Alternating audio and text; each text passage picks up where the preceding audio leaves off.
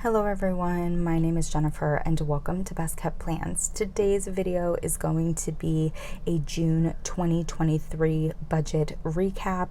If you're interested in seeing that, please stick around.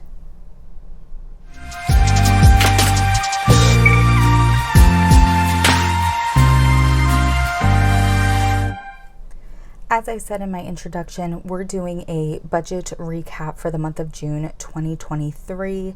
I thought we'd start out in the monthly spread just so that you all can see that all of my bills were paid. I contributed to all of my savings challenges this month.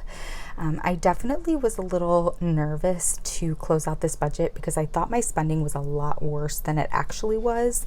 So closing this out ended up being kind of nice. We're going to cut forward to the debt payment plan, which is where we're going to start this closeout. So I currently have two sources of debt. I have Sikorsky, which is my car loan, and I have Nelnet, which is my student loan. Huge bummer recently about the Supreme Court ruling against President Biden's loan forgiveness program. Still hoping something can happen from that, but as it stands right now, I owe a little over $18,000 for my car and just over $41,000 for my student loan. Obviously, student loans are on hold right now, so there is no minimum payment for that, but that will be changing in just a couple of months.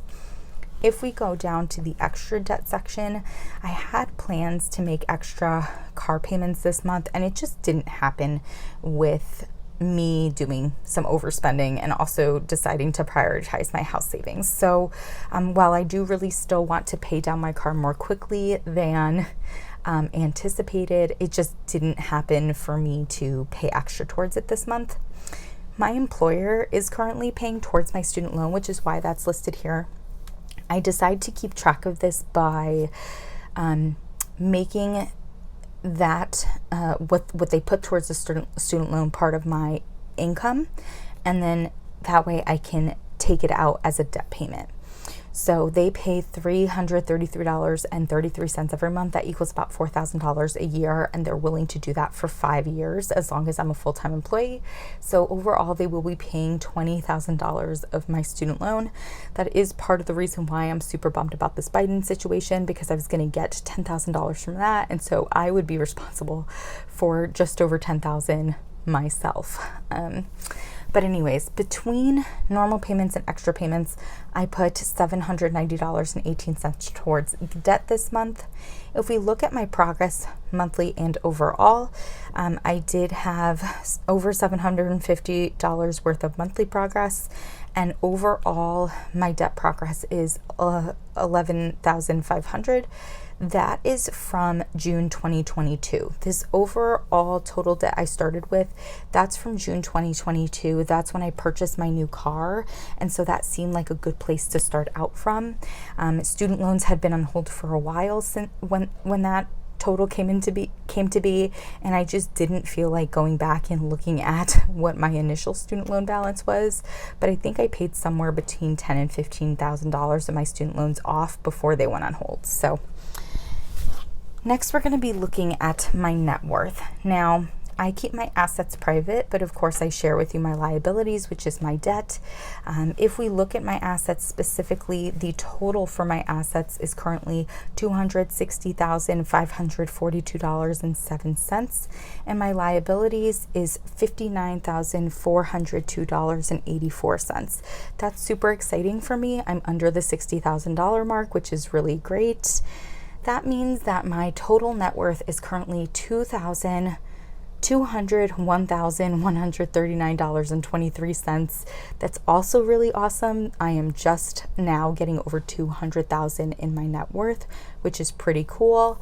I had an increase in my net worth of over $10,000 from last month to this month, which means a positive change of 5.6%. Now we're going to get into the Where Did My Money Go worksheets, which is, to me, the meat and potatoes of closing out your budget. And the first of those pages is the monthly budget category breakdown, which is my personal favorite.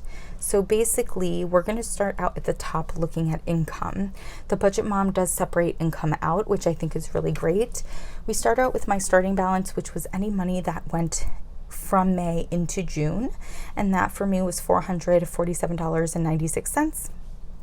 Earned income is the income from my full-time job, which was $6,268.64. Other income is income from any other source. So primarily for the month of June, that was the $333.33 that my employer paid me towards my student loan. But there was a little bit of, I think I got a refund from, I went to the movies, and the movie theater lost power literally just as our movie was finishing, like it was about to roll credits, which was great because we got to see the entire movie, but they ended up refunding our tickets anyways, which was pretty cool. I also used some savings in the month of June, $250, and so all of this added together equals an inflow of $7,331.69. Now, if we go through all of my budgeted categories here, I create my budgeted column based on what I budget per paycheck multiplied by 2, because I usually get 2 paychecks per month. This month, fortunately, there's a lot of green and not a lot of red, which is really exciting. And the areas where there is red, most of them, I'm not bummed about. Groceries, I was under budget. I spent a little over $300. Eating out, I was over budget by $17.44, but I'm actually okay with that. I did have a couple of like bigger things happen this month, like a planned dinners that I knew were going to be a little pricier, so I'm totally okay with that. Gas, I spent $74, so I was under budget with that. Miscellaneous, I somehow did not spend anything in the month of June, which is really bananas, and I didn't even realize that until I was doing this closeout. Miscellaneous bills has been a very bad category the last few months, and I was really determined in the month of June to lower that, though I didn't think I had done this good of a job at it. Like, I was worried. I thought that I was going to still be way overspent in this category, but I only spent $239.34, which is super, super exciting. Savings, I was over because I saved more than the expected $3,000. I saved a little over $3,500. My utilities were right online with $340. Personal was a little under, but that's because I keep forgetting to factor into my budgeted amount that I decided to cancel my Audible. Housing, which is my rent, was spot on. Giving here is specifically for my church contribution. Debt, I was over just because I have that $333 from my student loan. And then I spent from my holiday and from my giving sinking funds, so $50 from holiday, and that was towards a gift for my father for Father's Day. And then which also, part of his gift I gave him in cash, and then part of his gift I actually purchased something for him, and that was on a credit card, and so I will have to pull from my holiday sinking fund once I pay that bill. So you'll be seeing holiday sinking fund again in July. And then giving, I gave $200 out of my giving envelope.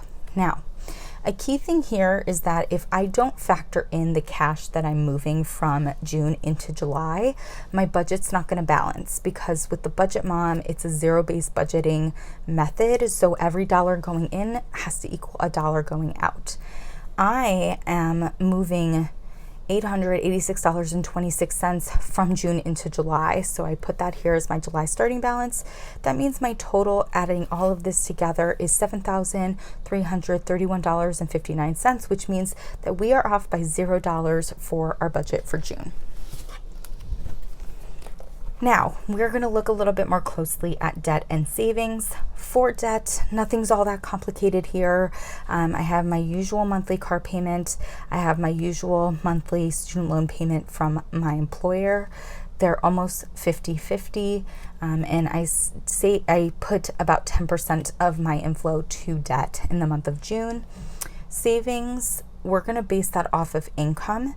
That's everything except for savings used, right? So we don't want to factor in savings used into figuring out how much money we saved for the month. So I actually saved 49.6% of my income, which I'm super, super happy about. And the way that that broke down was my highest percentage, over 50% of what I saved, went to my house savings account, which was $1,862.80. Next was sinking funds. I definitely had a lot go to sinking funds because I was trying to stuff up my travel sinking fund, which honestly, I still feel like I want to try to find a way to put more than $100 a month towards it, because I do think I'm going to be going away in October, and I on the later horizon really do want to do some type of European trip before I have a kid, and I'm hoping to have a kid within the next 5 years. 52-week challenge got a little over $100. 2023 challenge was less this month. It got $64. $5 challenge got $30, and my emergency fund got a lot. It got over $250. The last page that we are going to look at is going to be our monthly spending comparison. So this is going to compare what I spent in May to what I spent in June. And the first part of that is figuring out if there is any inflow change. And for me, in the month of June, I brought in almost $2,500 less than May. And that should mean that I'm spending less in June than I spent in May. And as you can see over here, there's a lot of green, so that's good. I did underspend in groceries by over $200. I was over in eating out, but again, I'm pretty okay with that. Less in gas, less in miscellaneous, which was already pretty low last month. I spent way less in miscellaneous bills. I went from $1,500 to just over $200, which is super exciting. I did even save a little bit more this month, which I'm happy about. Similar with regards to utilities, personal, housing, and giving. Debt was exactly the same as well. And then the rest is just sinking funds. So in May, I spent from car maintenance, travel, giving, and birthday, and medical. A lot of sinking funds. In the month of June, I only gave from giving and holiday. So that's why those are kind of, more or less whatever. The next thing I wanted to do is to share with you all my $5 challenge. So I do have this $5 challenge tracker. This is available on my Etsy shop, which is always linked down below. There is a corresponding $5 challenge envelope, which you can purchase separately just in case you like one and not the other, or you think you'll use one and not the other. I'm going to zoom out here because I want to pull all of the $5 out of here, which should be $30. So let's count it. 5, 10, 15, 20, 25, 30. And I want to add these to my $5 challenge container, which I have right here. I've been doing this $5 challenge since January 2021. So there's a few years worth of fives in here. I'm going to keep stuffing this thing up until it won't fit any more fives. I've been trying to put them in strategically so that I can fit as many as possible. And that worked out pretty good. So all those fives are in there. That's exciting. And then that's going to be it for this June 2023 monthly budget recap. I hope you enjoyed this video. If you have any questions or comments about how I close out my budget, how I use the Budget by Paycheck Workbook, please don't hesitate to put them down below. And as always, everyone, please be safe. Bye-bye.